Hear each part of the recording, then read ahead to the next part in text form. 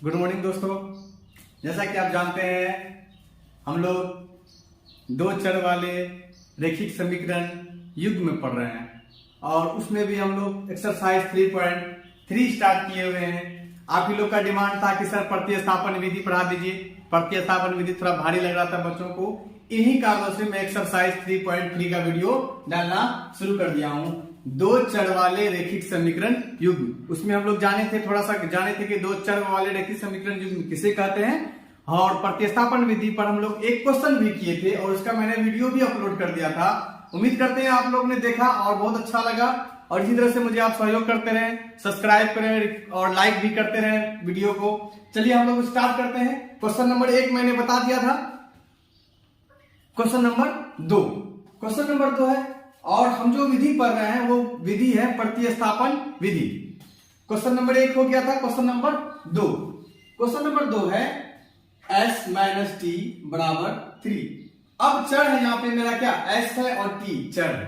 हमने पहले बोल दिया था कि चर कुछ भी हो सकता है, x भी हो सकता है, y भी हो सकता है, z भी हो सकता है, a b c unknown term होगा, कुछ भी हो सकता है। तो यहां पर देखिए क्वेश्चन नंबर 2 में जो चर का इस्तेमाल किया है वो क्या है, s और t। तो s माइनस टी बराबर t, इसको हम लोग क्या करिए आप समीकरण 1 मान लीजिए। दूसरा s by 3 plus t by 2 is equal to 6। अब देखिए ये बटे में दिया हुआ है, भिन्न में दिया हुआ है, तो आप क्या कर सकते हैं, इनको सॉल्व कर सकते हैं, हल कर सकते हैं और इसको आसान बना सकते हैं। कैसे, देखिए 3 और 2 का आप क्या करिए एलसीएम लीजिए, फिर सिंपल सा है कि 3 और 2 को गुना करिएगा 6 और क्रॉस मल्टीप्लीकेशन कर दीजिए। 2 को s से गुना करिएगा 2s प्लस 3 को t से गुना करिएगा 3t इज इक्वल टू 6। कोई दिक्कत नहीं। अब यहां पे कुछ नहीं है तो 1 है। अब इसको भी क्रॉस मल्टीप्लीकेशन कीजिए। 2s को 1 से गुना करेंगे 2s प्लस 3t को 1 से गुना करेंगे 3t इज इक्वल टू 6 6 36। अब इसको आप क्या करिए समीकरण 2 मान लीजिए। क्यों? क्योंकि रैखिक समीकरण हो गया इस तरह से, ठीक है। और फिर वही बनाने का विधि जो मैंने कल बताया था कि आप क्या करिए, किसी एक से, चाहे समीकरण 1 से चाहे समीकरण 2 से आप s का मान निकाल लीजिए। तो चलिए हम समीकरण 1 से s का मान निकालते हैं। समीकरण 1 से s का मान निकालते हैं तो s बराबर लिख सकते हैं, देखिए माइनस टी है, उधर जाके बराबर फिर क्या हो जाएगा प्लस टी, 3 प्लस टी। आप क्या करिए इसको समीकरण 3 मानिए, ठीक। अब जैसे ही समीकरण 3 माने, आप ध्यान रखिएगा कि समीकरण 1 से हमने s का मान निकाला है। अब क्या करना, इस s का मान को समीकरण 2 में रख देना है। चलिए s का मान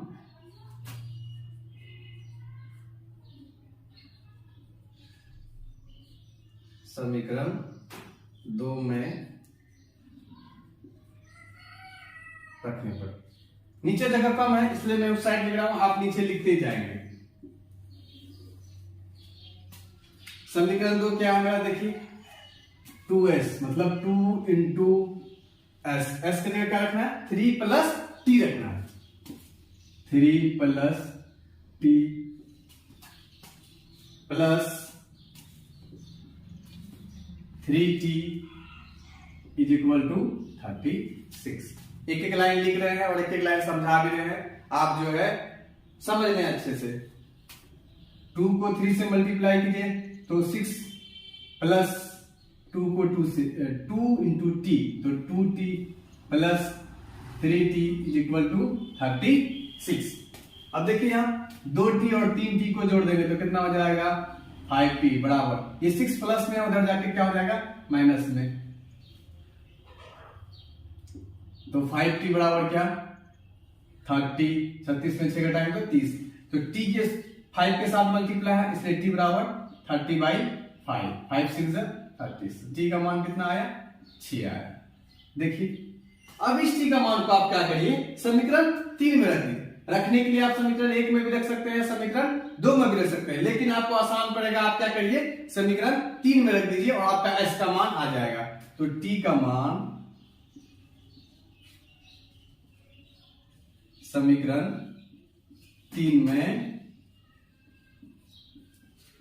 रखने पर s बराबर 3 प्लस टी, s बराबर 3 प्लस टी का हमने मान कितना निकाला है 6।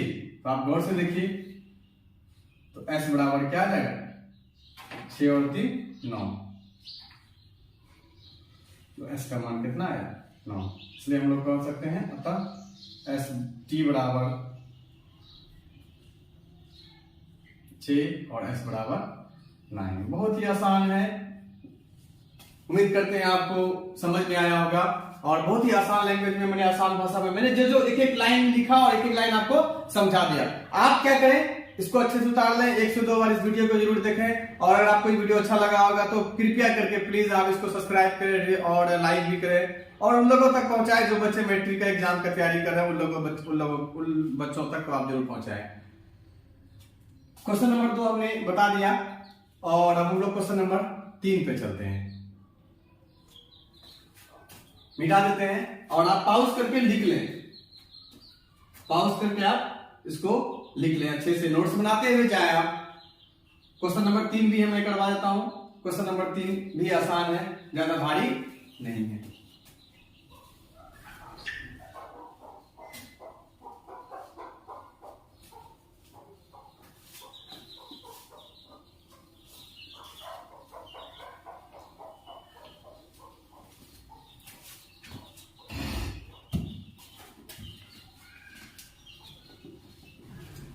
क्वेश्चन नंबर 3 है 3x minus y is equal to 3, 9x minus 3y is equal to 9।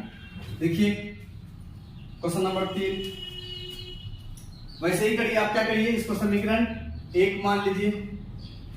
अब इसको थोड़ा गौर से आप देखेंगे तो यहां पर देखिए 9 और 3 9 और 3 में हम लोग क्या कर सकते हैं, 3 कॉमन ले सकते हैं। तो 3 कॉमन लेंगे तो यहां बचेगा 3x minus y is equal to 9। तो 3x minus y is equal to 9।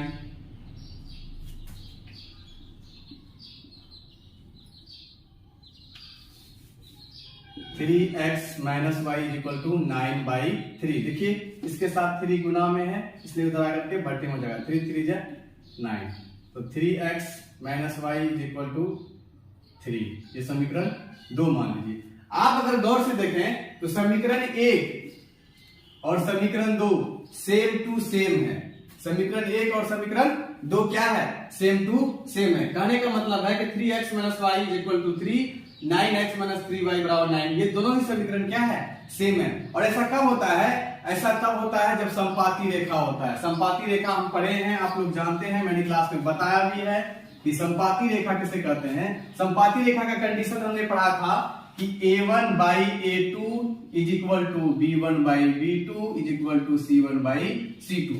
जब ये कंडीशन फॉलो होता है, ये कंडीशन फॉलो होता है तो वो रेखा क्या हो जाता है, समपाती रेखा हो जाता है।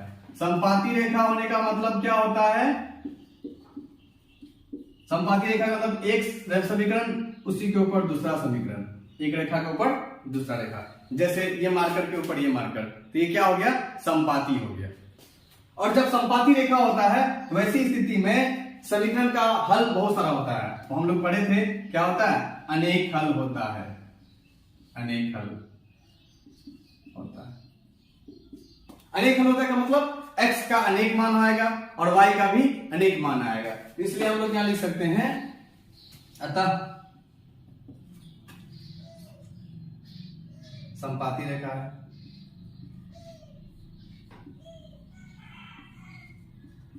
इसीलिए x का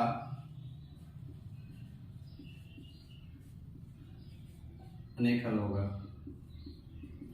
x का अनेक हल होगा तो y का भी क्या होगा, अनेक हल होगा। उम्मीद करते हैं आपने लिखा होगा और बहुत आसान है। इससे समीकरण 3 को x और y का मान निकाल नहीं सकते हैं क्योंकि x का भी बहुत सारा मान होगा और y का भी बहुत सारा मान होगा। आप चाहे तो कुछ भी मान रख सकते हैं, x का मान 1 मान लेंगे तो y का मान कुछ आएगा, x का मान 2 मानेंगे तो y का मान कुछ भी आएगा। आप इसमें कुछ भी मान सकते हैं, x और y का मान कुछ भी मान सकते हैं। उम्मीद करते हैं ये वीडियो आपको बहुत अच्छा लगा होगा और आपको समझ में भी आया होगा। अगर आप इसी तरह से रोज वीडियो आता रहेगा और आप देखते चले, आपकी तैयारी होती जाएगी। और कंटिन्यू जो बच्चे क्लास नहीं आ रहे हैं वो क्लास आए, क्योंकि क्लास अगर छुट्टी आप छोड़ेंगे तो आप ही को दिक्कत होगा, परेशानी होगा। और लास्ट में जो है जब बोर्ड का एग्जाम आएगा तो बहुत ज्यादा परेशानी होगी, समझ में नहीं आएंगे कि क्या पढ़ा रहे हैं नहीं पढ़ा रहे हैं। तो इसलिए कृपया करके आप क्लास ना छोड़ें और इस वीडियो को लाइक और शेयर और सब्सक्राइब करें। Thank you.